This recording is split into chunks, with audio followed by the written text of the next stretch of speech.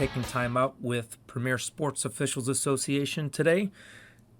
This is Sean Johnston from Omaha, Nebraska, bringing you training tape number 3. The intent of these training tapes is for high school umpires working Nebraska and Iowa during the summer, but then also college umpires working baseball throughout the year. We do focus on NFHS rules for Federation High School Baseball. However, many mechanics and situations are for all levels of baseball. So let's get started with this week's topic, getting the call right. We're going to go over umpire-in-chief responsibilities, field umpire or field umpires' responsibilities, working together as a crew. When can we get the call right? When can we consult? When can we not consult with each other? And then if a coach or team captain protest, how do we handle that in baseball? First, umpire-in-chief responsibilities. An umpire-in-chief is the umpire who will be standing behind the catcher, calling and counting ball and strikes. If the umpire-in-chief ever forgets the count or is unsure of the count, they can seek information with the field umpire. If the field umpire does not know, it is the home book that the umpire-in-chief will go to confirm the count. Next, umpire-in-chief will signal fair balls. Notice fair ball is just a signal, no voice on a fair ball. On a foul ball, umpire-in-chief will voice and signal foul ball with 2 hands raised above the head. Closer it is to foul, louder the voice. Make all decisions on the batter.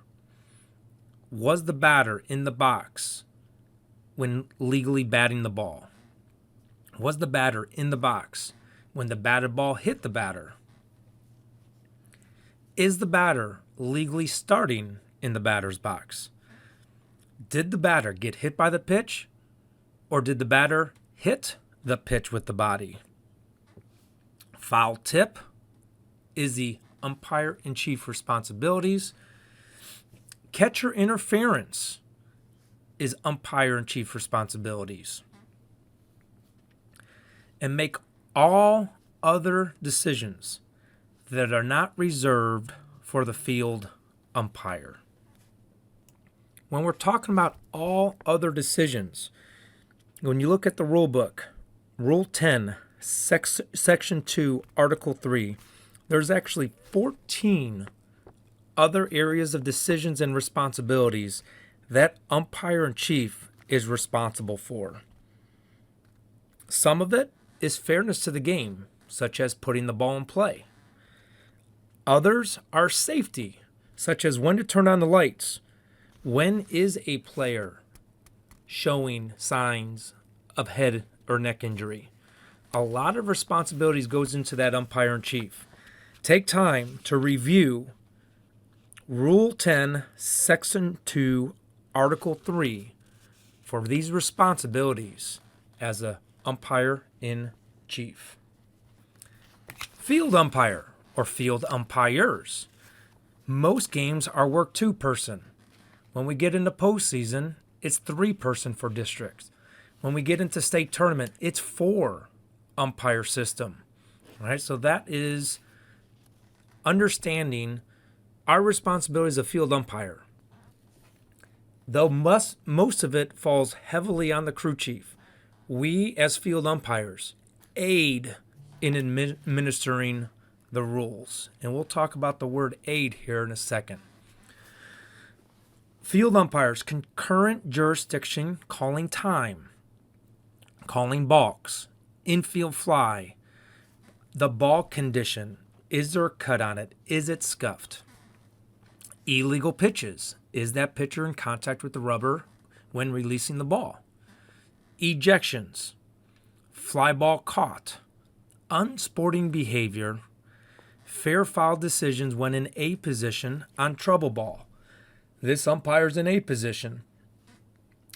If he does not have an umpire in the outfield, line drive, fly ball anywhere near this right field line, field umpire takes on that responsibility. Going back to the aid in administering the rules. Rule 10, Section 1, Article 4. Any umpire's decision which involves judgment, such as whether a hit is fair or foul, whether a pitch is a strike or ball, or whether a runner's safe or out, is final by the calling umpire. But if there is reasonable doubt about some decision being in conflict with the rules, the coach or captain may ask the correct ruling be made. This is where protests come in. This is where crew consultations come in. So though it's final, if there is any doubt, either as a crew, from a captain, or a coach, the umpire who made the final decision may ask another umpire for information before making the ultimate final decision. No umpire shall criticize or interfere with another umpire's decision unless asked by the one making it. And that's the importance of this training tape, getting the call right. When we are out there on the baseball field, we have to throw our egos out of play. Let's put in our experience of rules knowledge.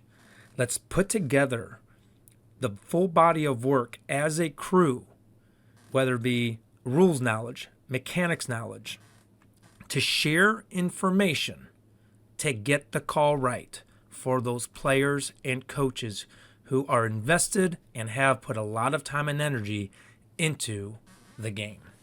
So we're going to take a look at a couple rule sets, going to take a look at a couple videos throughout this training tape. So the first one that comes up, where we work together almost every single game. In Federation High School, it's called a half swing. In other baseballs, it's called a check swing. So the half swing rule, the swing that carries the barrel of the bat past the body of the batter, is a strike. So we take a look at this video.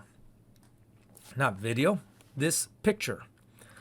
So the barrel of the bat stops right here. So this barrel would have to cross the front portion of the body for it to be called a strike. And really the rule is 721B. The batter struck at the ball and missed the ball. If the barrel of the bat never crosses the batter's body, the swing never took place. So the first umpire who has responsibility of this is the plate umpire, the umpire in chief. Once they say, yes, he did, they cannot seek information or help. So home plate umpires, slow down your timing on this half swing. When in doubt, go to your base umpire. Your base umpire, as long as you seek information from them, then can give your judgment. Don't do this too often. If it is a strike, if it is a half swing in your judgment, yes, he did. Barrel of the bat went past the body. But it could be a slider away where your eyes are tracking the ball. It could be a fastball high and in, and you blink or double clutch so you don't see the batter. Those are the times you really want to go to your partner. The times you don't see what the batter actually did. Base umpires.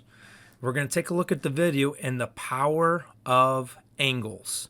And after we see the power of angles, we'll talk about when to go over and beyond because you have the best angle, or when to err on the side of no half swing because of the angle.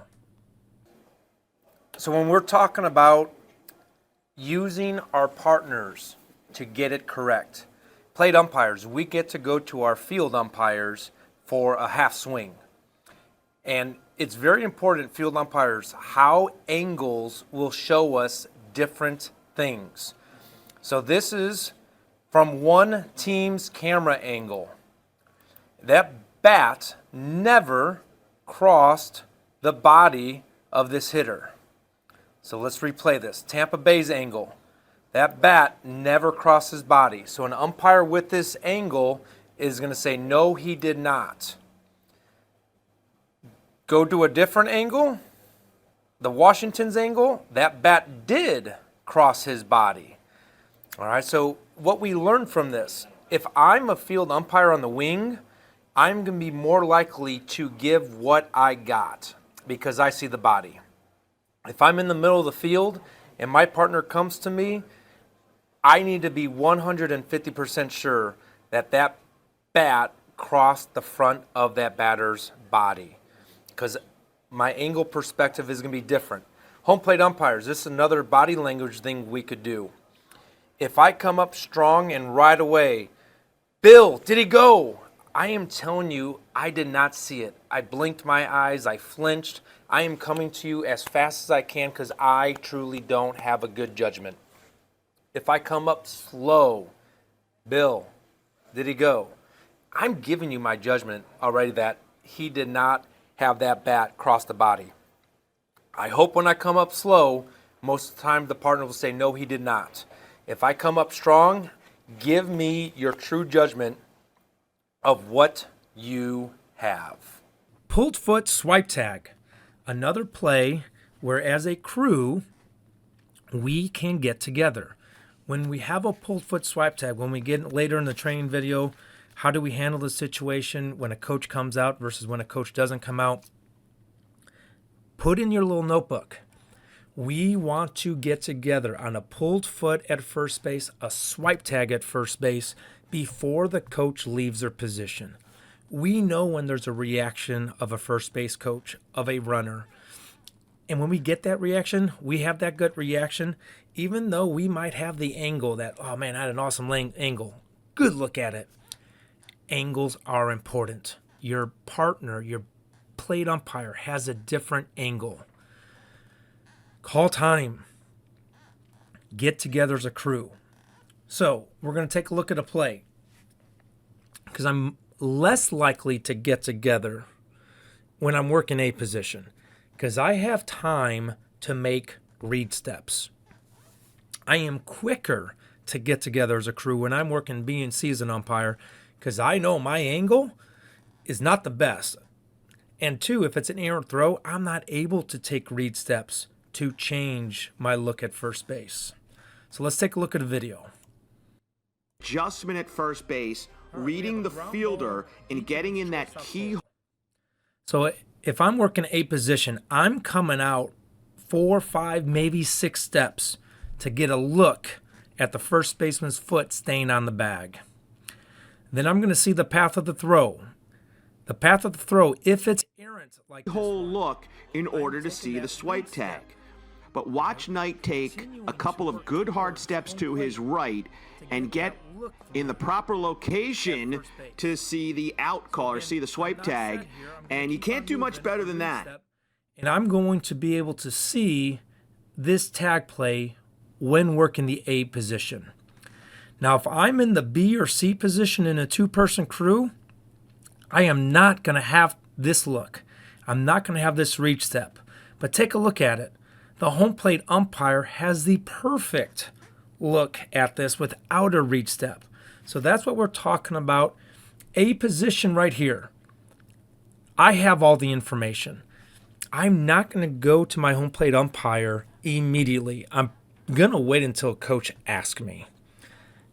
If I'm in B or C, I am going to go to my plate umpire and seek information as a crew before the coaches come out and ask us to get together as a crew.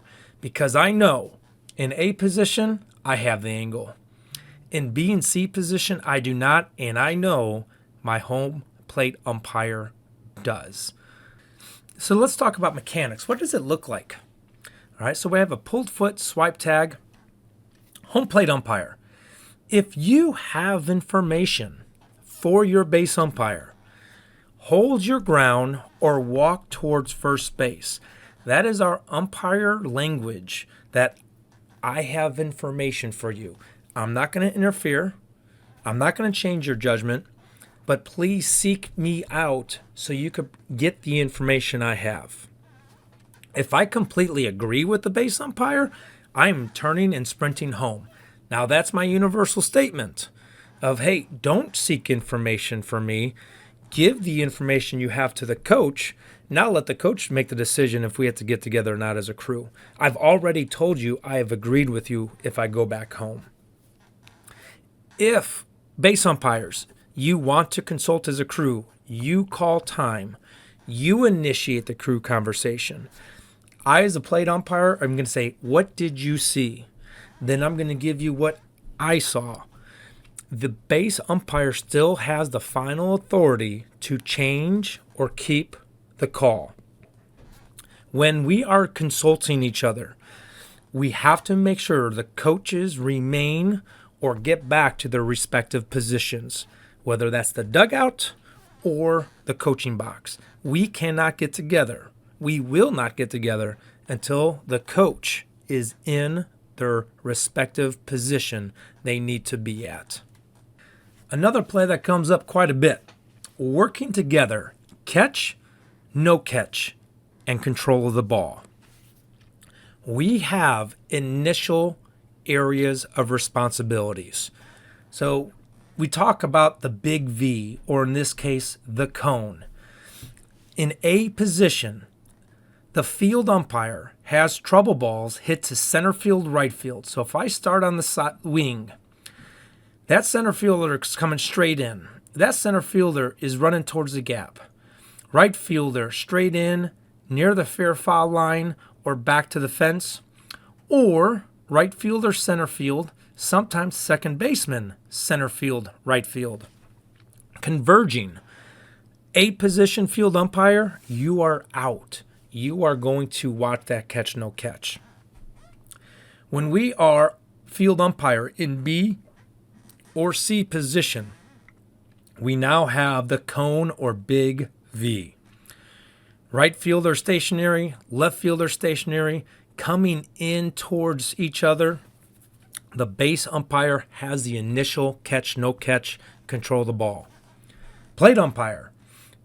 If the field umpire in position A comes in, you have all catch, no catch. When the field umpire is in the middle, BC, you have left fielder towards the foul line, right fielder towards the fair foul line. Those are initial areas of responsibilities. Now, once that calling umpire makes a decision, that is final. If a coach comes out and asks for an explanation and asks for crew consultation, the calling umpire can seek information from the crew. The crew cannot interfere and give it without being asked.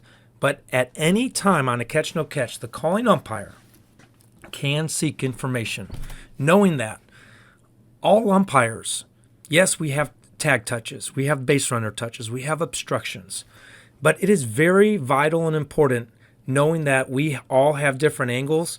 When that catch process is happening, watch it. You can be a crew saver. You can get the call right and provide information when the calling umpire is seeking it. Let's take a look at a catch, no catch play on a hard line drive. So on this play, we have runner at second base, hard line drive right up the middle. So we are inside the big V, inside the cone. So the calling umpire who has initial responsibility is the base umpire. All right. Look at where this base umpire's head is. It is in the process of turning to that batted ball. Home plate umpire. Look at his head facing the ball the whole entire time, with very little head and body movement. So as this play goes, we have the initial of no catch, which by the time the calling umpire turned and saw the ball, it is fair and understandable why he has no catch. But now we're going to see the replay in a little bit slow motion. All right, so now we have transfer. Ball in, voluntary release, or was it not voluntary release? All right, so now as a crew, if this is me as a calling umpire and I get, I'll say, tremors from the defensive coach, I am calling time. I am going to seek information from my crew before the coach comes on the field. I am looking for my plate umpire to give me their true judgment. I'm going to say, I have a no catch. By the time I turn and found the baseball, I have the baseball on the ground. Do you have anything else? If my plate umpire, who I know has a better look, has less eye movement, says, Sean, I have the ball entering the glove and I don't have the ball coming out until his throwing hand goes in there and reaches us out. All right. So boom. Now me as a calling umpire, I have a voluntary release. The ball was dropped because of the transfer. So I am going to change my call from time, that is a catch, transfer. All right. So this is a perfect example of understanding, yes, our first responsibilities and who has the first decision. But then who has the best look at it? Use that information to get the call right. Another rule that comes up where we have umpires needing to work together. Force play slide rule. All right, so what's the rule? Runner is out when they do not legally slide and causes contact and or illegally alters the actions of the fielder in the immediate act of making a play, or on a force play does not slide in a direct line between the bases. So this top one is easy. We have an illegal slide contacting the fielder. So whether this is a force play or not, this is an out for interference time. This slide on the bottom, this is an illegal slide because the foot of the slider is at the knee area or above. Once again, if this was just a play at third base, not a force play, not a double play, time, this is interference. But a lot of times what happens is, especially in hard hit ball, the play happens so quick and the base umpire stays with the ball as long as they can. But then once that ball is thrown, the base umpire has to turn. All right. So now the plate umpire, you now become the calling umpire. So initially, as so long as the ball is at that play, it is the field base umpire's call. Once that ball is thrown, plate umpire, it's imperative you stay with the players because now that becomes your call. So we're going to take a look at some plays here and talk about whose initial call it is, and then what we can do as a crew to work together to get the call correct. So talking about getting the call right as a crew, original umpire responsible for this force play slide rule is the field umpire. The field umpire is responsible till that ball is thrown. At this point, plate umpire, umpire in chief, you have to keep your eyes on the players at second base. You don't have responsibility of the safe out at first base. So base umpire, field umpire, it is your responsibility until that ball is thrown.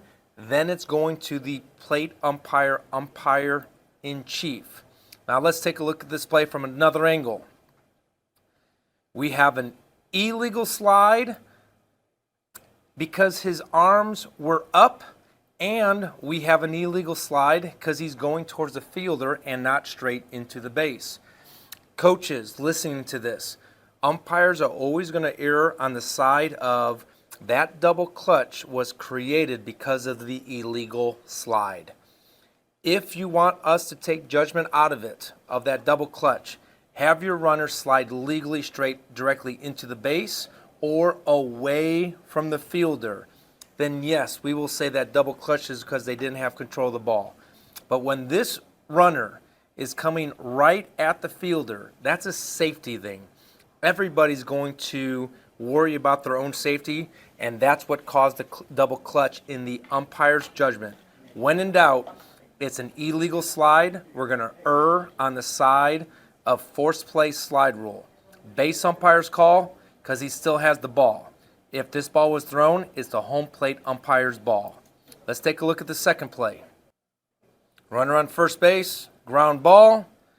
Initial play, field umpire's call. Ball is thrown.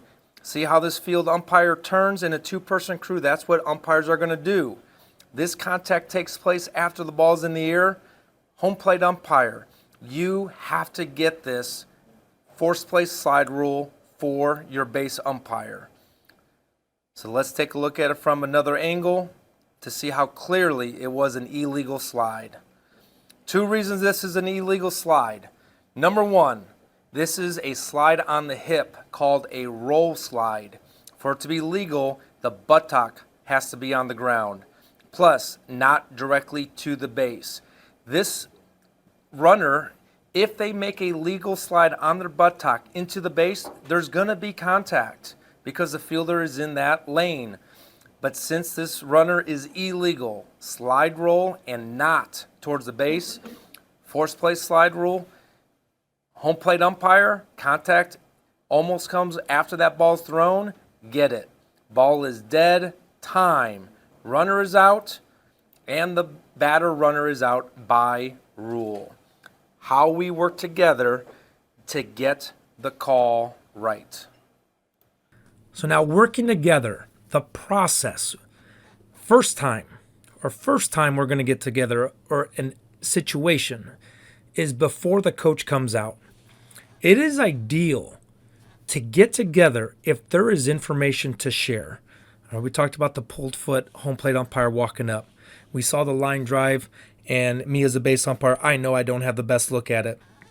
In those situations, stop the coaches with the stop sign, saying, coaches, we're going to have a crew consultation. We're going to get together before the coach even comes out. That sends such huge messages and signals of, yes, I know as a calling umpire, I didn't have a good look at it. Wasn't set for it. I'm going to see what my partner has to say. After that final decision, the coach then can now come out for an explanation of why you did or did not change the call. Coaches could always come out once, and it's always better if we consult so it doesn't look like that coach forced us to get together. That coach gave their side to sort of skew the way we were thinking to overturn the call. So if you know you don't have a good look at it, if you know your partner has a better look at it, call time, get together before the coach comes out. Now the second time is, you want to know what? I'm pretty confident in my call. The coach is going to come out and give their side of the story. As we said before, when a coach comes out, we want to listen first. Coach, what did you see? This is what I saw. If what you saw is really what happened, I'm going to get that from my partner. All right, so now I am going to ask the coach to return to the dugout or the coach's box. I am not going to my partner. We are not meeting until the coach is there. Now the coach is in their position. Now I'm going to meet with my partner in a spot on the field away from players. Okay, so after we consult, now the calling umpire can come out with the final ultimate decision. If the call is kept the same, that same coach cannot leave their position again. They have to stay there. If they do, stop sign as fast as you can. If they keep coming out, it is now an ejection. That's the best part about having the coach come out and having them go back to the dugout and base, coach's box, remind them, whatever comes out, you cannot come out a second time. It keeps them in their position. Now understand, if we do overturn the call, the other coach is allowed an explanation. They're always allowed one time on the field to get information. We're going to go back to that line drive play and take a look at what the coach did and what the umpires could have done differently to smooth over the call and change of call on the field. All right, so now at this point, home plate umpire is calling time because he sees the coach leaving their position to get information from the calling umpire on the field. All right. This is not how we want this interaction to go. All right. What we actually would like to do is the coaches come to the fair foul line and then the umpire meet the coaches. All right. This coach was aggressive and he's on kilter right now, where if the coaches go to this fair foul line, compose themselves, take a deep breath, it allows the coach to breathe, and now the base umpire will meet the coach. All right, so the coach is going to give their side of the story. See how this umpire talks first. Umpires don't talk first. Let the coach talk. Now, at this point, the base umpire says, you want to know what? I'm going to consult with my plate umpire. Do not start walking towards your plate umpire until this coach, who is now the defensive or offensive coach, goes back to the coach's box.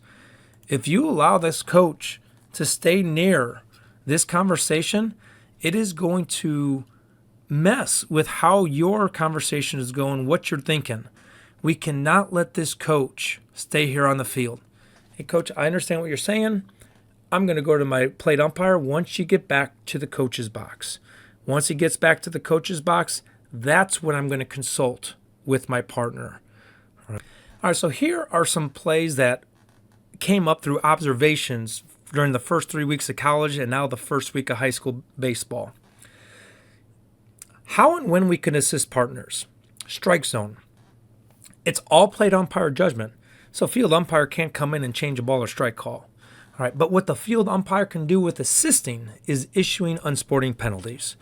If I know I'm working with a newer, younger umpire who might not show that confidence or doesn't know how to handle an unsporting situation, and I'm the veteran field umpire, time, coach, there's your team's ball strike warning. I might even restrict the coach to the dugout in Federation High School. We could always assist in issuing unsporting penalties. Force plays. Calling umpire has the original judgment. Non-calling umpire can provide information. When that information is sought, the calling umpire makes final decisions. So coaches can't say, Sean, go give him help. Nope, that's not my job, coach. If my partner needs help, he will come to me for help. End of story. Interference at the plate. By rule, plate umpire makes all decisions on the batter.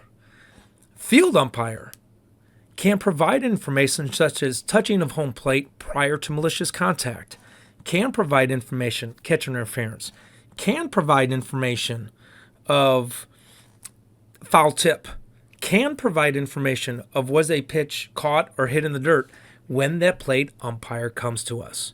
All right, so anything at the plate is the plate umpire's decisions. They seek our help, give the information. Safe out, control the ball. Calling umpire's judgment. Non-calling umpire can provide information if the calling umpire seeks information. They pull the foot off the bag.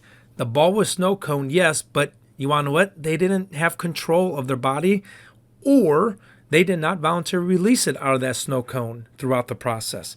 I, as a non-calling umpire, could give that information to the calling umpire. Fair foul before the base. Home plate umpire, all right, is all about calling fair foul before the base, whether A position, B position, C position. But what the home plate umpire sometimes doesn't see is a batted ball hit off the batter. All right, so now the base umpire can call time. All right, we are always, as a field umpire, in co-jurisdiction with calling time. I know as a field umpire, that ball hit the batter a second time. So I am calling time as a field umpire. Now it's the home plate umpire's determination. Was the batter in the box? Foul ball. Was the batter have 1 foot completely outside the box? Now we have batter runner interference, out. All right. But remember, fair foul before the base. Field umpire, since you have jurisdiction of when to call time, if that batted ball contacts the batter, call time. And the last one that came up this week, fair foul after the base. Calling umpire judgment. Non-calling umpire. You can provide information if the calling umpire seeks information. So a line drive, fly ball down the right field line, down the left field line. Yes, base umpire, it's not your call. But my goodness, you could have a really good look at it and a better look than a home plate umpire. So let's take a look at our last play. All right, a lot to learn on this play. Number one, mechanics. And when mechanics are broken down, how we could work together as a crew to get the call right. Ball is hit up into the air, and the base umpire is reading the ball. We talk about pause, read, react. When we pause, we turn.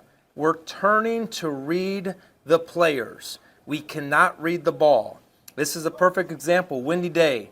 It looks like a can of corn to this umpire, but we need to be watching this right fielder. This right fielder is going to be sprinting towards the fair foul line. Now we have trouble. This base umpire should be going out because this is a trouble ball. So let's play it out. What winds up happening, home plate umpire takes on responsibility of all catch, no catch, fair foul when the base umpire does not go out on a trouble ball. In the umpire's judgment, he has a fair ball. In the catcher's judgment, he has a foul ball. In the other player's judgment that you're going to see here, they have a foul ball. Since this ball is in the outfield, we have a coach coming out of the dugout. We can get together to share information on this play. Credit this coach for coming to the fair foul line and stopping and allowing the calling umpire to meet him. Nobody's the aggressor. We're using space and time to diffuse. Ideally, what we want the home plate umpire to do, listen to the coach what he saw. Coach, what I'm going to do, I'm going to get together with my partner. I need you to go back to the dugout so I could consult with my partner. Base umpire, yes, you can provide information. That ball landed foul.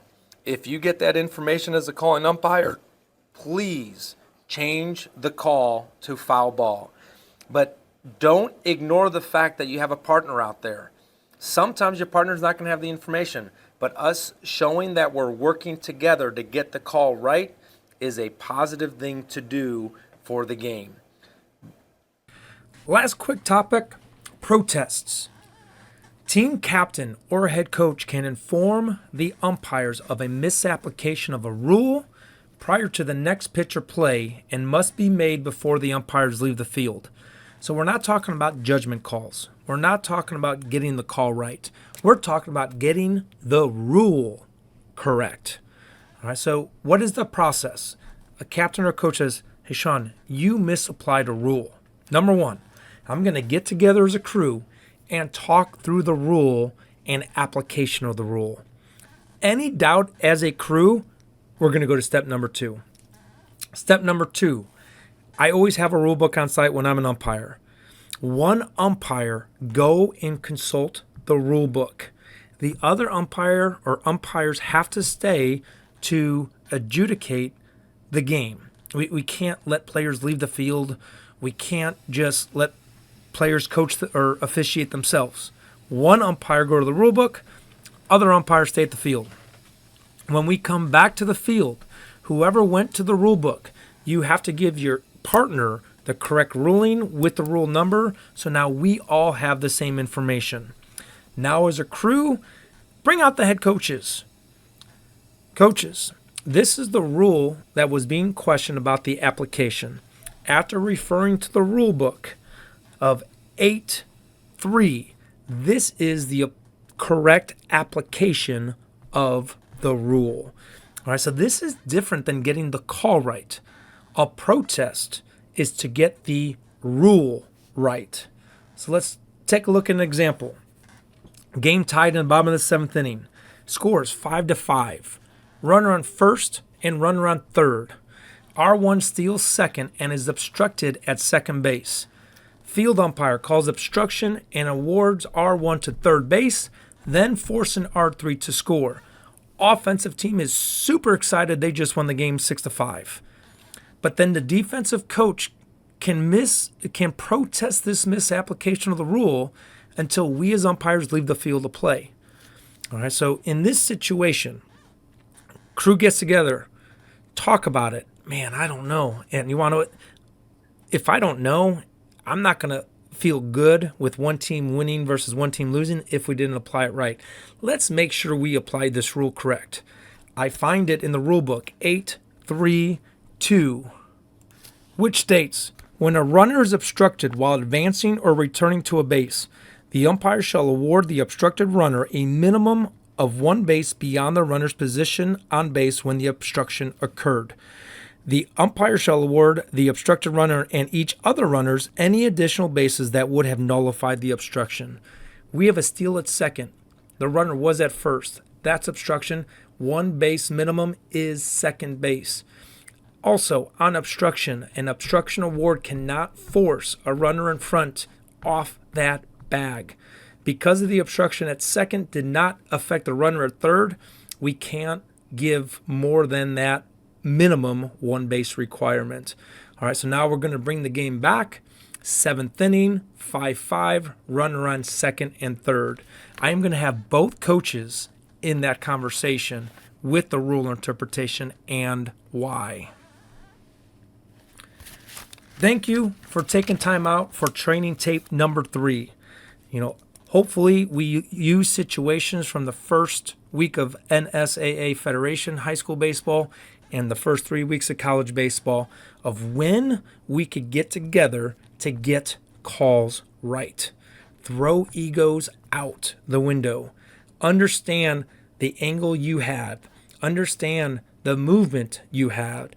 And understand the angle your partner had. And if there's any doubt, let's compare angles, compare experience, and share information with each other. It's not a me versus you. I'm going to always get it right. I never want to be wrong. It's we need to collect data and information to get calls right. And to avoid protests, umpires, one rule a day. All right, just like on our YouTube page. If you're watching this, please subscribe to our YouTube channel. We have one play a day, one rules question a day to prevent those protests from happening. Let's learn before we go out there on the field. If we do our part, it's going to be better for everybody involved. Thank you for taking time out with PSOA today. Look forward to seeing you on training tape number 4. And umpires, remember, you're only as good as your last call.